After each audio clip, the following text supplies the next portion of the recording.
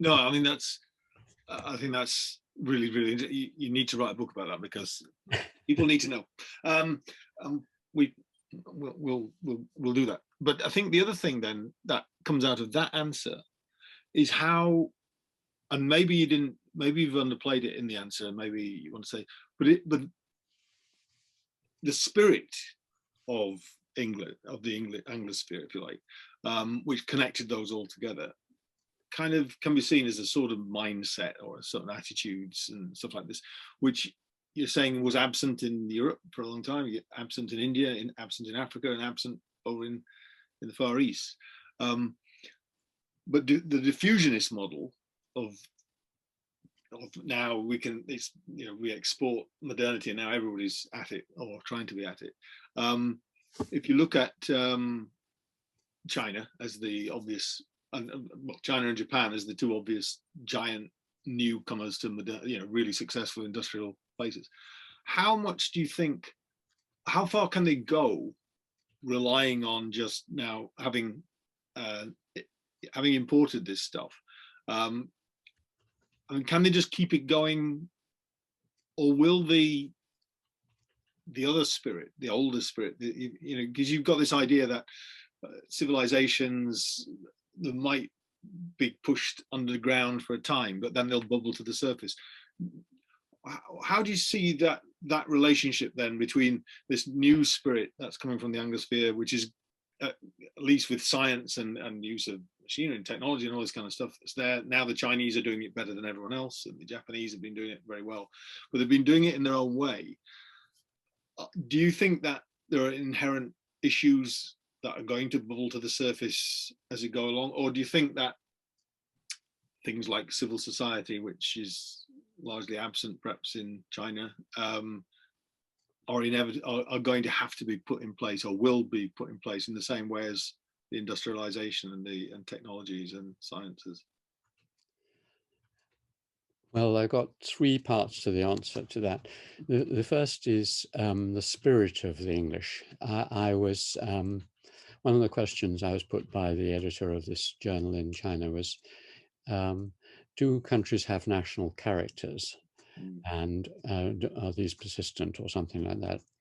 And my answer was that yes and no. There is no, and as anthropologists, we know there is no biological or genetic national character, so that if you put a Chinese child, take it at the, at birth and plonk it in an American family, it won't be genetically or show any Chineseness at all, likewise in reverse. So it's not genetic. And yet, a lot of my work has been trying to do what Tocqueville did, which is to say that if you look at a civilization, it has a set of interconnected features, which tells you this is an Islamic civilization, this is a Japanese civilization. So it is, you have a model of interconnected features. That's a general feature. So there are national characteristics in that sense, but they're not genetic. On the other hand, I ended by saying that there are sort of two exceptions to this. One is the English. And I quote the remark, which I had to look up, and so I've got it here in front of me. And I've used it before, but it's one of my favorite quotes from David Hume, who, of course, as a Scotsman, was looking at the English. He says, hence the English, if any people in the universe have the least of a national character, unless this very singularity may appear to pass for such. Right. A very brilliant qualification. The absence is the character. And he said this is because of the great mongrel nature that Defoe talks about. So the English, this is why when people like Boris Johnson and Priti Patel try to think of some way of setting up an English national anthem or getting people to subscribe to some course in Englishness, what is it? I mean, most people like fish and chips, but not everyone. Most people like football, but not everyone.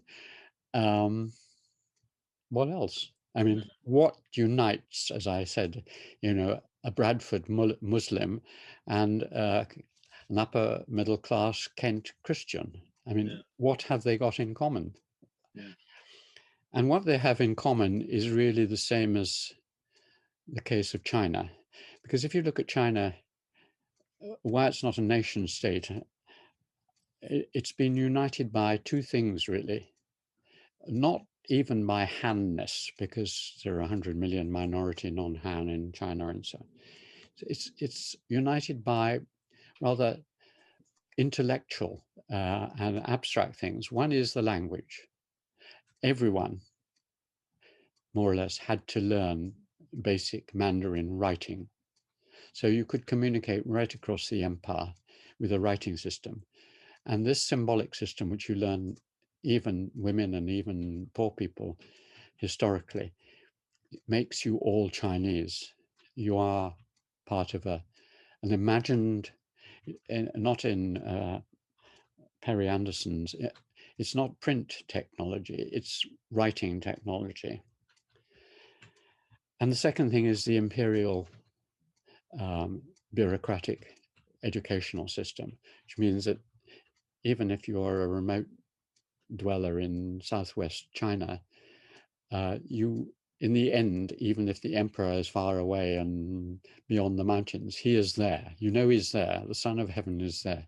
So, and you probably, when you go to school, will be told, if you work hard, you can end up as emperor of current emperor, i.e. chairman of the party, Yeah. or the a top eunuch or Yeah. whatever it was in the past, Mandarin. Yeah. There is a chance. It's now that unified China. It's nothing. They don't eat the same stuff. They don't believe in the same local gods or anything else.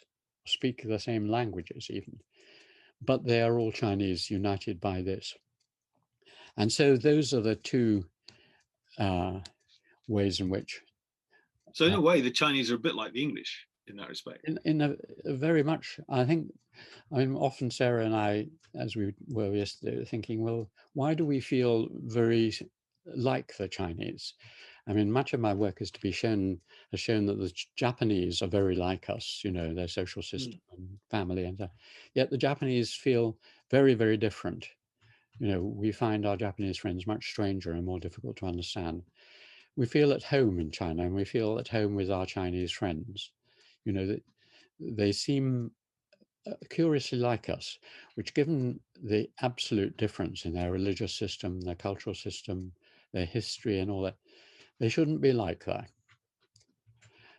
I mean, I feel as at home with a Chinese as, say, with an Italian or a Spaniard or whatever. And it may be that is part of the key, that they are very diverse and yet united by something in the same way as the English are.